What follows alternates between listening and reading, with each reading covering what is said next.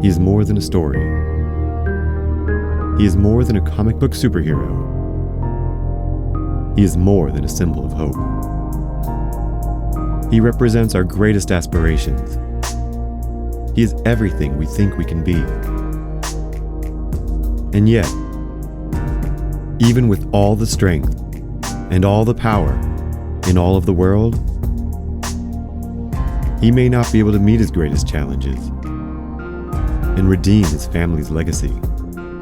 For he is the son of El.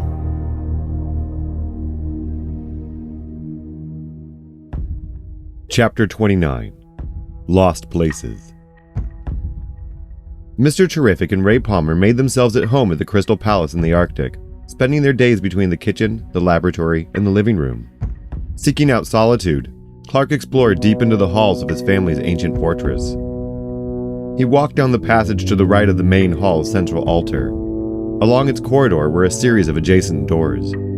This was the passage Kara had emerged from. Behind one of these doors was her home of Argo and the realm of Kandor.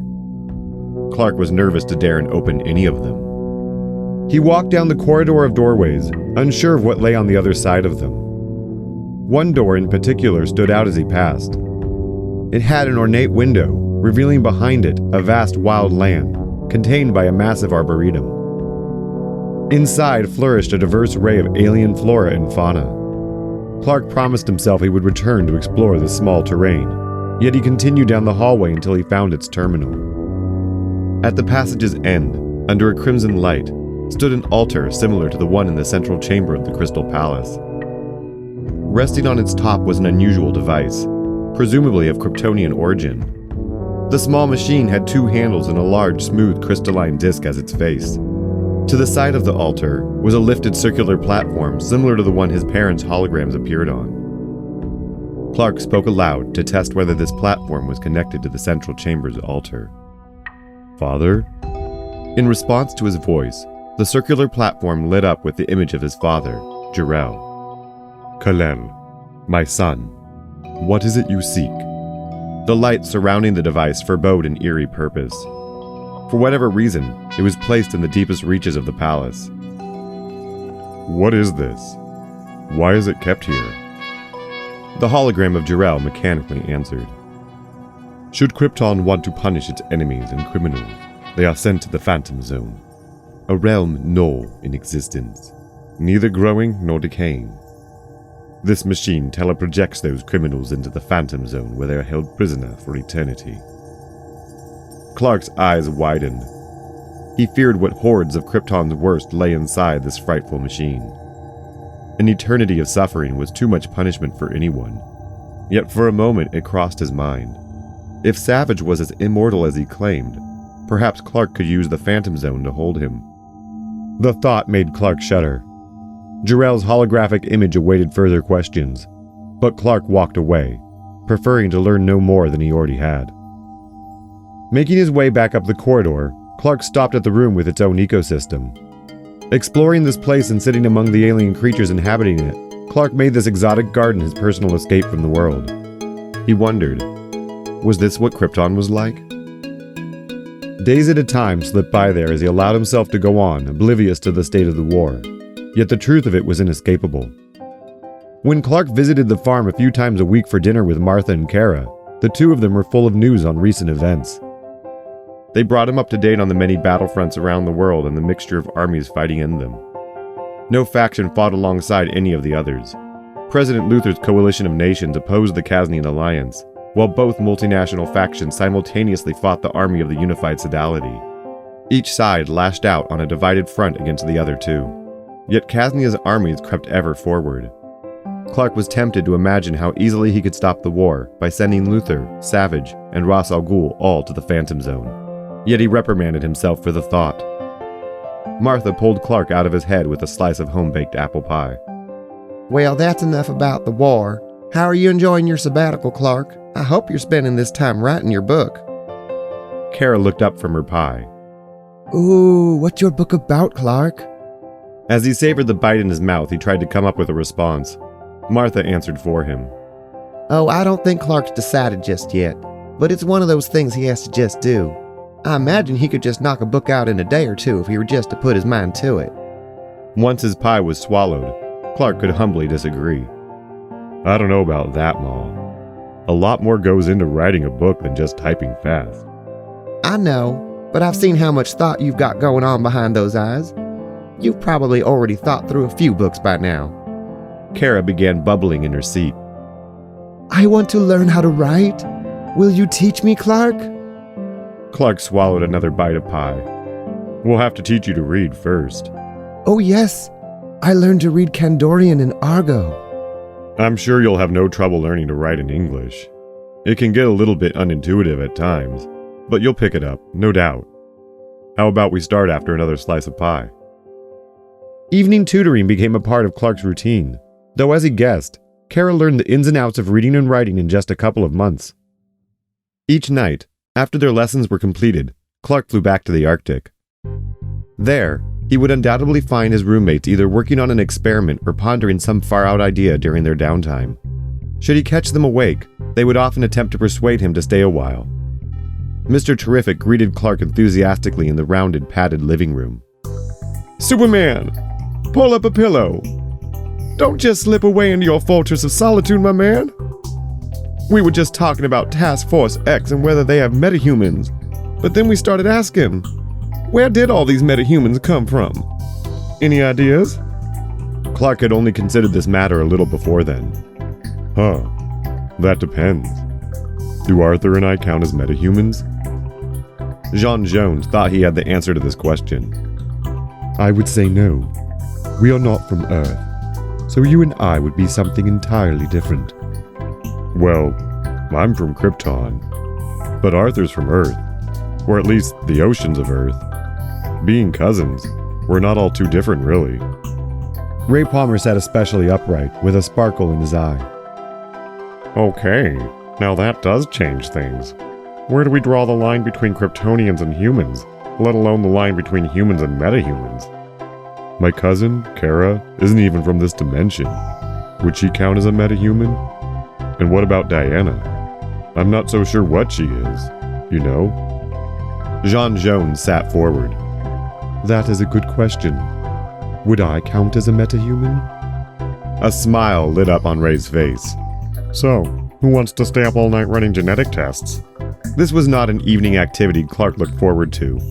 Instead, while Michael and Ray fervently went to work, testing everyone's saliva samples, Clark invited Jean Jones to join him for a walk through the palace.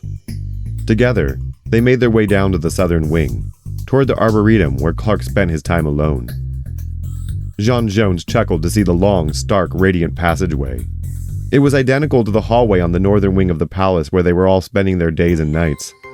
Only here, the passageway was uncluttered by Ray Palmer's equipment and cables strewn about. Jean wore an amused grin. It is only a matter of time before Ray has expanded into the other hallway entirely. He will be relieved to find there is twice as much space. Ha ha. I'd rather not open any of these doors if I can help it, though. And why's that? One of them leads back to Kara's homeworld. You've heard of Krypton's reputation. From all Kara tells me, I'm not in a hurry to meet more of our people. As far as I'm concerned, these doors can stay closed. Agreed. I am all too familiar with the ways of Krypton. Jean Jones's mirth disappeared entirely as his forlorn eyes surveyed the many doors along the walls. Clark had suspected for some time that his and Jean's homeworlds were somehow connected. What happened back on Mars, Jean? The two of them continued down the long corridor, as Jean drew in a long and slow breath. We Martians aren't very different from humans. Our origins are very much the same. Earth did not exist at the time, at least not like this. Mars was a planet teeming with life, fostered by the Kryptonians. Yet they were tyrants over us and used us as they pleased. When we rose up to take the planet for ourselves, they ignited the sky and rained fire on us. Jean Jones slowed his walking to a near halt. His eyes gazed down the endless hallway and beyond. Clark remembered how Jean would telepathically comfort him and tried his best to do the same for his friend. Their pace picked up once again, and Jean continued. My family and everyone I knew died that day. I only escaped thanks to the transporter malfunction that eventually carried me to Earth eons later. As you know, by then, Mars was dead, Krypton was gone, and the person that saved me from my prison turned out to be the last Kryptonian. Jean exchanged a short glance and smile with Clark. I could not bring myself to accept it at first, though meeting you made it easier. You are like no Kryptonian I have known before. Clark was beginning to hear this sentiment with increasing frequency. It was meant as a compliment, but it gave him a sense of imposter syndrome. He hoped it was true. Well, you know, I tried my best. But thanks. I'll take the compliment. Your humility is a perfect example. Oh, come on, stop. You're making me blush. Thank you, Kal-El. I truly owe you my life. You owe me nothing, Jean. Though, I always appreciate your company and help. Here, you have to see this garden I found. They were approaching the arboretum in which Clark spent his days. Check it out. What do you think? As Clark opened the glass doors, Jean Jones stood before them, mouth gaping, eyes wide in wonder. He walked in staggered awe into the wild preserve. Clark followed behind, amused by Jean's shock. This is where I've been hiding out when I need a place to get away. Jean Jones collapsed to his knees. Only then did Clark notice the tears that streamed down his friend's face. Jean smiled. I thought I would never see these marvelous creatures again. The bauswa trees of Marbone Valley. To think, before the Kryptonians destroyed us, they took the time to preserve our greatest wonders. Clark looked around the room with fresh eyes. Huh. So this is all Martian? Indeed, yes. This is the home I remember. Clark cherished the solitude he found in this wild garden, but in light of its origin, he felt it selfish to keep the space as his own. By all means, Jean, please make yourself at home here. It's the least I can do to make up for my ancestors. Jean Jones stood back to his feet and dried his eyes. We are not condemned by our forefathers, Kal-El. You have nothing you need to atone for. I'm not so sure. It feels like I have everything to atone for. At least, that's what I've been told. I'm supposed to redeem my family's failings or something, and there are many failings to redeem. The best any of us can hope for is to redeem our own failings, and even then, redemption doesn't always look the way we imagine it. I often wonder if there was anything I could have done differently to save my family. Yet in the end, if I had done anything differently, my fate would have been to die along with them. My only redemption most days is to forgive myself. Clark found himself also shedding some tears. Well, either way, Jean. Feel free to spend as much time here as you like. Jean Jones took Clark up on his offer. Over the next few weeks, Michael and Ray also began spending more of their time in the Martian Arboretum as well. Ray was already considering bringing some of his equipment to this wing of the palace. I'm thinking this is the perfect time for a campout. What do you say, Clark? Can we light a fire in here? Clark looked to Jean Jones to gauge the idea. John's eyes widened. Perhaps it's better we not start a fire here. As crestfallen as Ray may have seemed, it did not stop him from setting up a little base camp. The garden was perpetually warm enough to never need a fire. The room's light source unnaturally followed its own clock, regardless of the time of day or year on Earth. In the synthetic night, the four of them lay on the ground looking at the artificial sky. Jean Jones shared his memories of his home as they listened to the Martian nightbirds in the nearby jungle. In the late autumn, the Justice League came together for the first time in months. They each brought seasonal dishes of food and had a potluck feast at the Arctic Palace. Batman was joined by Nightwing and Robin. Wonder Woman brought Steve Trevor along with Etta Candy, and they all met Barry's nephew, Wally West, for the first time. Wally was a tall, lanky, freckled young man with an unusual shade of red hair exploding from the top of his head. Within a couple of seconds, he had shaken everyone's hand. Oh, wow! It's like, wow! It's so cool to meet you all! I mean, like, seriously, wow! The surprise of the night was to see Roy along with Oliver and Dinah. His series of operations had been a success, and he now touted a cutting-edge cybernetic right arm. After dinner, they all went to the Arboretum, where Roy was happy to show them he still had his archery skills. The party inevitably turned to business when Batman asked Steve for whatever updates he could provide on the war front.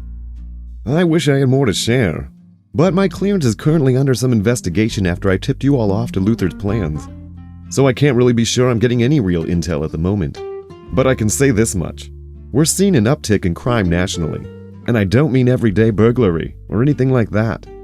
Some high-profile criminals we haven't heard from in a while are going after technology.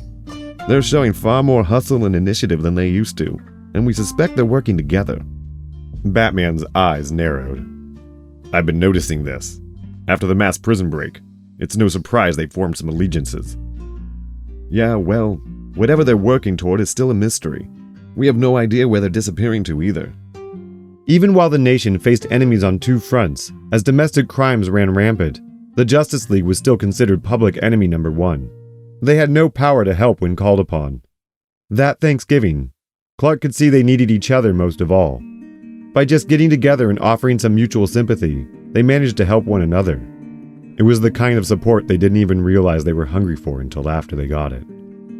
As winter approached, the sun stopped appearing in the Arctic altogether. When Christmas came around, Clark extended Martha's invitation for his roommates to join them at Kent Farm for dinner. This was the first time that any of them had met Kara or Martha. Clark worried that there'd still be some residual resentment for the way Kara's presence had turned their lives upside down. But it was nothing of the sort. Martha's warmth and Kara's charm won the night. The two of them were happy for the company, and the multi-course dinner and dessert left everyone stuffed. As pie plates were collected, Martha broke out a picture album for everyone to gather around. They all laughed and cooed over Clark's baby pictures until the night was blurring in the morning. After Clark and the others had returned to the Arctic and everyone had gone to sleep, Clark found himself wandering through the palace. Idly, he'd returned once again to the crimson-lit altar at the end of the southern passage. There, the Phantom Zone projector stared back at him. Drawn closer to it, Clark looked deeply into the smooth, shiny disc that made up some kind of lens. At first, he thought it only reflected his image, but when he looked past the reflection, he saw a world inside. Captured in some agonizing frozen state, Clark could make out many of Krypton's prisoners.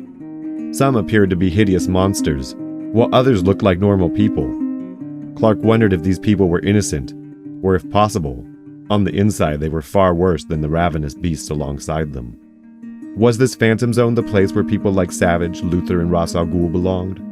Clark worried that just by asking the question, he might be the real monster they feared him to be. Torn from this thought, a chill ran down Clark's spine as J'onn J'onzz contacted him telepathically. Batman had just arrived and brought company, but it was not Nightwing or Robin.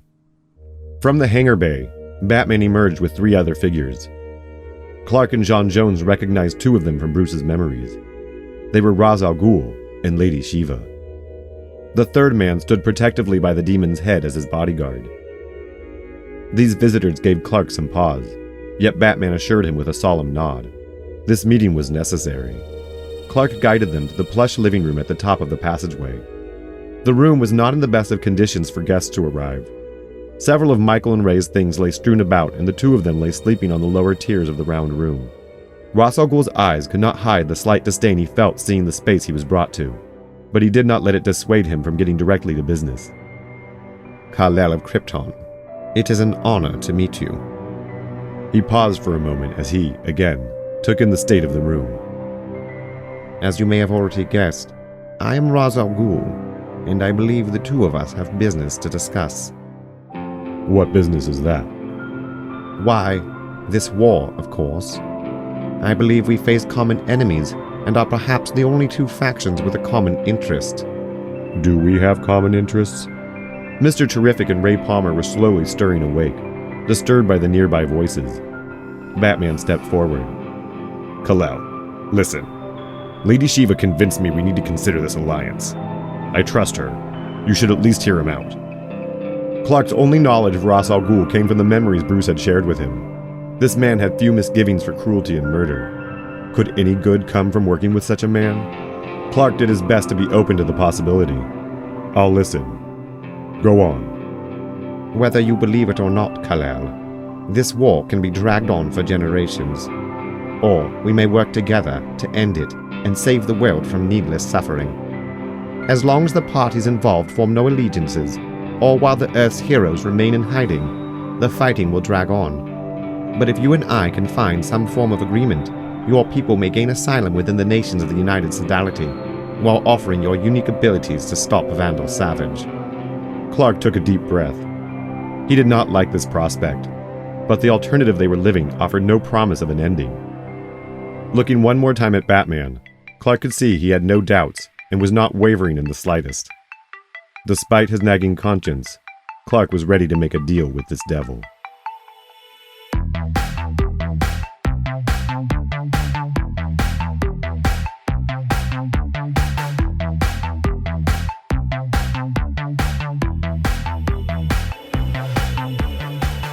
Thank you for listening. I'm Isaac Bluefoot. Son of El is written and produced by myself. This show is independently produced and commercial-free. I love telling this story and appreciate any support you can offer to keep me going. Please rate and review the show, as well as recommend it to friends. It really helps. I can't thank you enough. Another substantial way to show support is by becoming a patron at patreon.com/Bluefoot. I'm already halfway through writing Season 3. You can help me get the rest of the way there. This story was inspired by the Superman and DC Comics and characters originally created by Jerry Siegel and Joe Schuster, with additional contributions by John Ostrander, Tom Mandrake, Otto Binder, Al Plastino, Julius Schwartz, Gardner Fox, Gil Kane, Robert Bernstein, George Papp, Alfred Bester, Martin Nodell, Dennis O'Neil, Neal Adams, Joseph Samachson, Joe Certa, Mort Weisinger, Paul Norris, William Moulton Marston, Harry G. Peter, Bill Finger, Bob Kane, Jerry Conway, Don Newton, Robert Canager, Carmine Infantino, John Broom, Dick Dillon, and Rick Estrada. Manuscript editing assistance by Trisha Reel. Music in this episode was made by Blue Dot Sessions, Jari Pitkanen, Kark Osamayo, Frequency Decree, BioUnit, Monplacer, Electrolyse, Masato Abe, and Uncan. See the episode notes for details. For more of my work, get yourself a deck of Omen Quest cards at omenquestcards.com, a unique game and experience to share with friends. And be sure to listen to the next episode, Chapter 30, Legions of Doom.